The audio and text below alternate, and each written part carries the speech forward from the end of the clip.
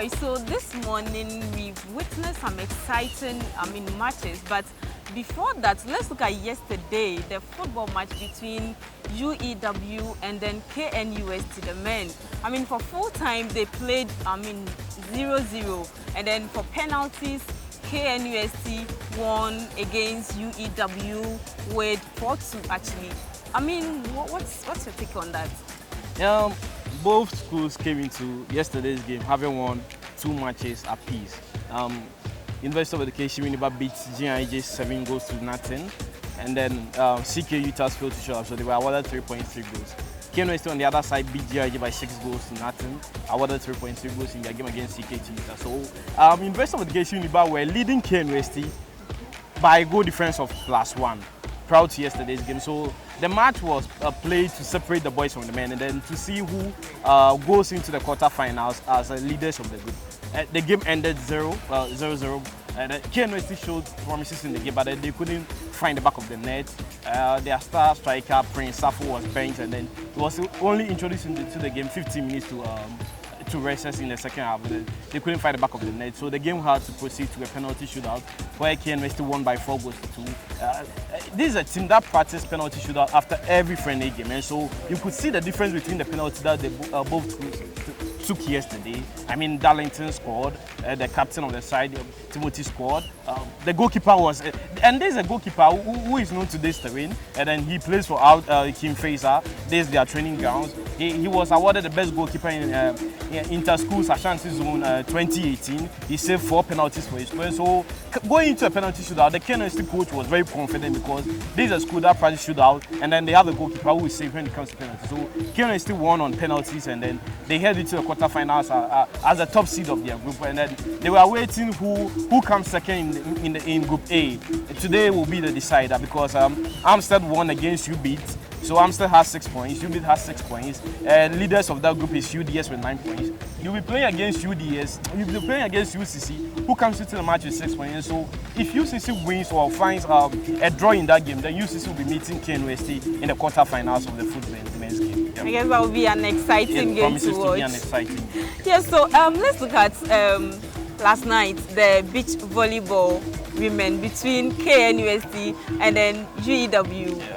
I was there, and then I realized it wasn't going so well for the KNUST ladies. They tried so hard, but it didn't really go down well for them. What's your take on that? Going to yesterday's game, both schools have won their last 4 matches. University of Education Uniba with Mami coming in as their best player. KNUST also had Belinda Kisi-Edouard, who plays for Prisons League. He's an experienced beach volleyball player. And then both schools having won 4 out of 4. We wanted to know which school is ready to pick the gold medal out of the 6 matches to be played. And then the UEW team stood tall. They won their first set 21-12. KNUST came into the second set, leading them by 14-7. And I thought that was the time that they could have taken the game to the third set. But then they got tired, fatigue got on them, and then the UEW team came from 7 balls down to win us by 21-14. They won 2 straight sets. The game was enjoyable. It was exciting and all because we played under the floodlight. But then Mami and her colleague beat KNUST, Belinda and Ekua, by 2 straight sets. They'll head into their last game to play against University of Ghana, having won 5 out of their last 5 matches. KNUST on the other side has won 4 out of 5. They will be playing UCC tomorrow at 4:30 with the hope of winning the silver. Because if University of Education wins their last game against University of Ghana, it means they've done it 6/6, and then they are winning the gold medal. So they've done well, and then I raised them well in their last game against University of Cape Coast, so that they beat them and then they win the silver medal. Last night actually, I heard some people saying there was no way KNUST ladies were going to beat UEW ladies because we have no beach here. Yeah, we have no beach here, but we beat University of Ghana, who's been training in the beach. We have no beach here, but then we saw glimpses of promise. We have no beach here, but we've won 4 out of our last 4 matches.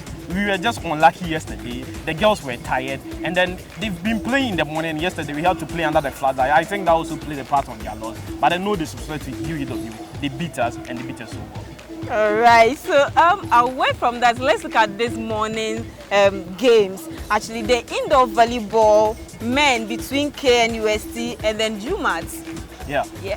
The KNUST volleyball team men's side needed today's win to advance to the quarterfinals. You know, in our previous recap, I told you that we were beaten by UCC, a very strong side in this year's volleyball game. Yesterday we played against UDS and then we lost bizarrely because that match didn't end well. It had to end abruptly because KNUST coaches and officials thought that the officiating officials, the referees, were not refereeing the game, or they were not officiating fair and squarely, and so that game had to be called abruptly. They came to today's game having to put all their life at stake to win this game, and then they beat UMAT by 25-16, 25-13, 25-16. So UMAT was no match for KNUST. They advanced to the quarterfinals by bringing them three straight sets. Then Aegis came to the game. Elom, Imro, Hassan, and all the guys, they spiked well, they gathered the balls, and then they won by 3 straight sets. So kudos to them. Okay, so we also witnessed the basketball between KNUST and then UPSA.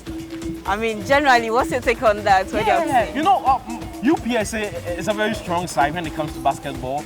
Don't forget, they led University of Ghana's basketball team 3 quarters and then threw their lead under the carpet in the last quarter, which they lost by 61-58. They have qualified from their group as the second top seed, and so they had to meet KNUST. Now, yesterday, KNUST basketball team beat University of Education in about 58-53. So KNUST, topped the group, and then they had to meet UPSA, who came in as second fiddle from their group. And the game started. UPSA, of course, they always take the lead and then they fumble when it gets to the second quarter. They led us in the first set, in the first quarter, and then KNUST Coach Ray and Coach Clark made some changes, brought in some new energy, and then we won the game. Now we've clocked the 80 points. Yesterday we did 58. Today we did 81 points. Now you know that 80 points was set by UCC Wildcats, and then they've maintained it throughout the game. But then today KNUST Eagles did 81-55 over UPSA. They've qualified to the semi-final, awaiting the team who advance from the match that will be played against University of Development Studies and University of Ghana to see who they will play against in the semi-final. Kudos to the Eagles of KNUST. They played and then they beat UPSA in the quarters. That's great.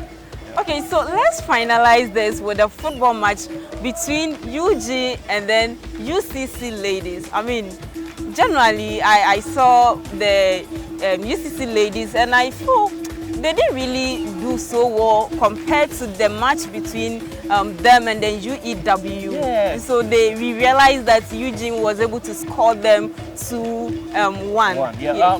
UCC started their journey so well. In their first game, they beat GIG by 6 goals to nothing. They lost to UW in their second game, so they needed just a point to advance from their group stage to the quarters. But the University of Ghana gave them no chance. Even though UCC scored the first goal, UG came from behind to score 2 past the UCC goalkeeper, and then they've qualified from their group. Now UCC will be praying that UW will continue their blistering form and they win their last game against GNJ so that they get a chance to qualify as a top 3 seeded school. But then UW leads the group now 6 points after 2 matches. University of Ghana has 6 points now because they are yet to play University of Education. But then today they did well. After beating GIG by 8 goals to nothing, they came to their second game and they beat University of Cape Coast. Another blistering side by 2 goals to 1. They had to come from behind to win the game, and so it wasn't a game that they won on silver platter. They had to fight and they fought for the 3 points and they've gotten it, and they'll be advancing to their next game. If they finish second, you'll be meeting KNUST women's side in the quarters, and so it's going to be a clashing encounter. Exactly. Those 2 schools are going to it will be a game. They've done well today. They fought for the 3 points and they've got it, and they've advanced from their group. All right. Okay, so this has been the update session for the morning games, and keep watching Tech TV. My name is Lonta Doris. I did this with Evans.